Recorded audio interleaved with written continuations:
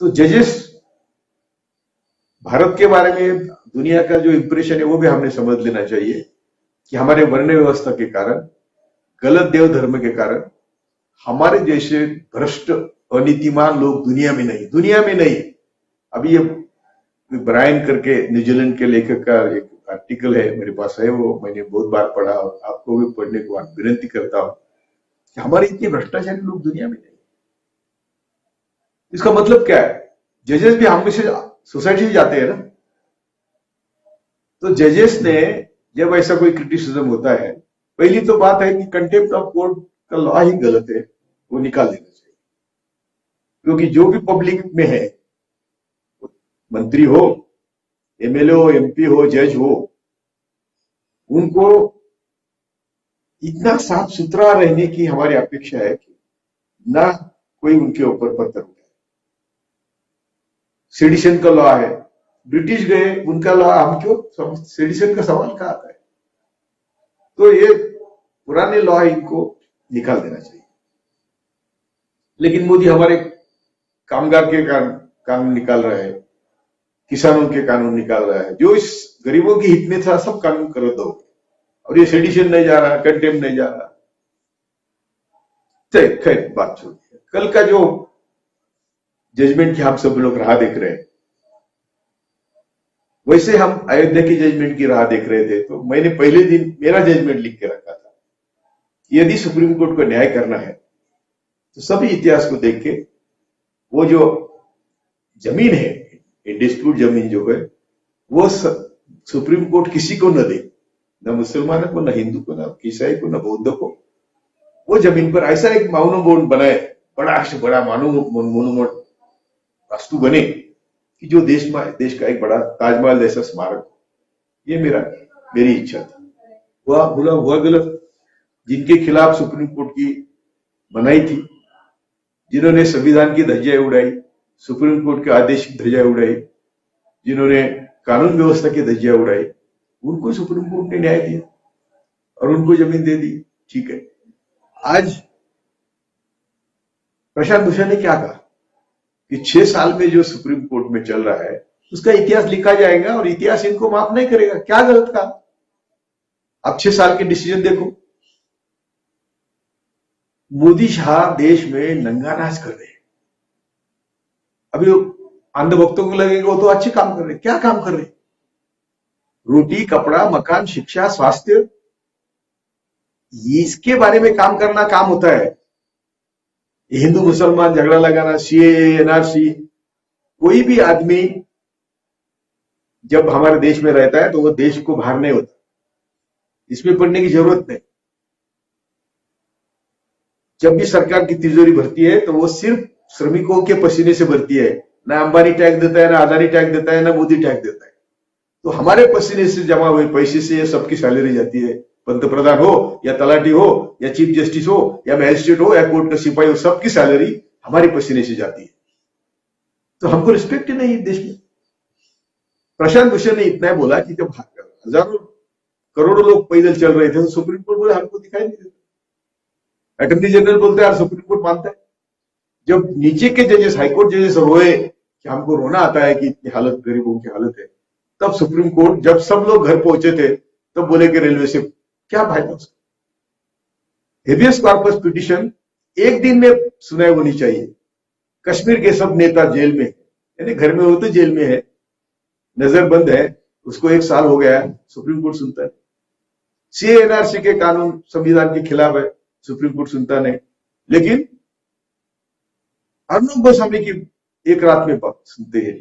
सुशांत प्रश्न क्या, वो सुशांत क्या है मालूम नहीं, उसके राजपूत की बात ये पिटिशन सुनते हैं। यानी आप क्या कर रहे हैं? तो इसीलिए कोई बोलता है तो आपने उनके खिलाफ कंटेम्प्ट लगाने के बजाय आत्म परीक्षण करना चाहिए कि क्या हमारी गलती है, और गलती है तो माफ करो। आप ईश्वर, हम ईश्वर समझते, आपको माता पिता समझते, तो माफ करो ना, हम आपके बच्चे हैं, गलती होती है। लेकिन नहीं।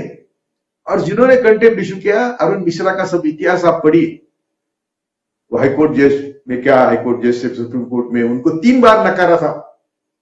सुप्रीम कोर्ट में आने के लिए 3 बार नकारा था प्रेसिडेंट ऑफ इंडिया ने, सिग्नेचर नहीं की थी उनकी, क्योंकि उनका इतिहास काला है। लेकिन मोदी आने के बाद पहला काम किया, उनको लिया।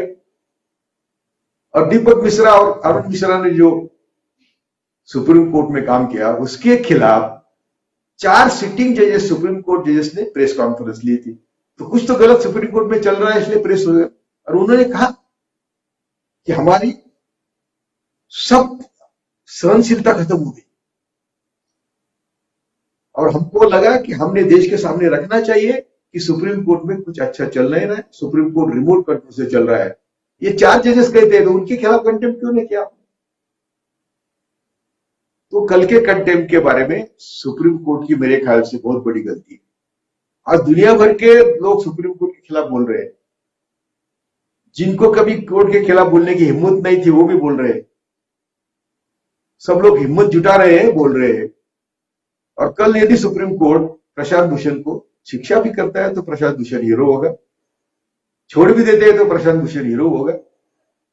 मैं आप सुप्रीम कोर्ट से अपेक्षा करता हूं कि ये कंटेम्प्ट ऑफ कोर्ट का लॉ है, इसके ऊपर बहस हो। 11 जजेस, 9 जजेस फुल बेंच बैठे और एक बार इसके ऊपर डिटेल स्टडी होना चाहिए और उसके बाद जजमेंट आना चाहिए। प्रशांत भूषण का कुछ भी हो, उसमें हमें बहुत कम इंटरेस्ट है, ये वैयक्तिक नहीं है। तो इसीलिए मैं चाहता हूं कि कल सुप्रीम कोर्ट ठंडे दिमाग से सोचे और प्रशांत भूषण को शिक्षा देने के बजाय ये matter once for all largest bench के सुपुर्द कर दे।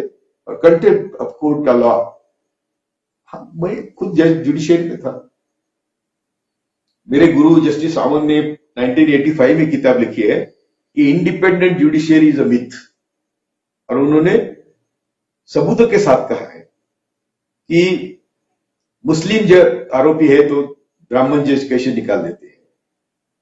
और मैं खुद ब्राह्मण जजेस के साथ बैठा हूं, वो बोलते थे कि मुस्लिमों के खिलाफ जरा कड़क रवैया, सख्त रवैया होना चाहिए। मैंने कहा क्यों? हम तो ईश्वर है, ईश्वर की खालो का हम है, हमें मुस्लिम या दलित या आदिवासी या ब्राह्मण सब बराबर के हैं। ये और उनके घर में गोल करके फोटो दे, वो क्या डिसीजन देते होंगे? दूसरी बात, एक जज कहता है कि सुपीरियर जजेस का मैसेज आता है, अरे वो सुपीरियर आपको एक मैसेज है। मैंने कहा मैसेज हम नहीं सुनते, किसी को सवाल नहीं आता। तो कहा जुडिशरी का इंडिपेंडेंट? ये अंतुले ने, यदि अंतुले को सब सफाया गया जुडिशरी, उसके बावजूद उन्होंने उनको हाईकोर्ट के बाजू में रहने को जगह दी, रिटायर्ड जजेस को। और वो क्या बोलते हैं कि आप हाईकोर्ट जज छोड़ के क्या किया? हम यहां रह के पीढ़िया न पीढ़िया के हाईकोर्ट में हमारे आदमी रहे, इसका इंतजाम कर रहे हैं। इसका मतलब क्या है? वो क्या इंडिपेंडेंट जुडिशरी है? तो मैं बोलता हूं कि जिसके खुद का घर शीशे का हो, वो दूसरे के घर पर पत्थर क्यों फेंके? आपको लॉ ने प्रोटेक्शन दिया, इसका मतलब है आप जिसके पसीने की सैलरी लेते हैं, ना आपको अंबानी सैलरी देता है ना अदानी सैलरी देता है। सैलरी गवर्नमेंट की तिजोरी हम लोग हमारे कष्टकरी समाज से भरती है। कोई भी आदमी जो देश में रहता है वो देश के भूमि पर भार नहीं होता है। वो सुबह से शाम तक जो खाता है उसके ऊपर टैक्स देता है, और वो जो मेहनत करता है उसमें भी उसका शोषण होता है। उससे पैसे से तिजोरी भरती है। अप्रत्यक्ष कर, इनडायरेक्ट टैक्सेस से तिजोरी भरती है। डायरेक्ट टैक्स और डायरेक्ट भी दिया अंबानी ने, तो अल्टीमेटली दैट बर्डन कम्स हमारे ऊपर आता है। सभी बर्डन टैक्स के गरीबों के ऊपर आता है, जीएसटी हो, अंबानी का इनकम टैक्स हो या अदानी का इनकम टैक्स हो। तो मेरी विनती है कि सुप्रीम कोर्ट ने अपना रवैया बदलना चाहिए। अभी उनको शिक्षा यानी गिल्टी अनाउंस करके यदि सुप्रीम कोर्ट को लगता है, अरुण मिश्रा स्पेशली, उनको सोचना चाहिए कि मेरा भी क्या इतिहास है। वो मुझे माफ करेंगे, आप ऑनरेबल जज ऑफ सुप्रीम कोर्ट है, लेकिन आपको 3 बार क्यों नकारा था और आपका क्या हिस्ट्री है? तो आप ये कंटेम्प्ट के झमेले में मत पड़ो, ये आप लार्जर बेंच को सुपुर्द करो और कंटेम्प्ट ऑफ लॉ और सेडिशन लॉ, इसके ऊपर बहस होनी चाहिए और ये दोनों कानून रद्द होना चाहिए, ऐसी मेरी अपेक्षा है। और सुप्रीम कोर्ट को आपके माध्यम से मैं विनती करता हूं, आप सब्सक्राइब कीजिए हमारे चैनल को और बेल आइकॉन को दबाइए हमारी लेटेस्ट वीडियो सबसे पहले देखने के लिए।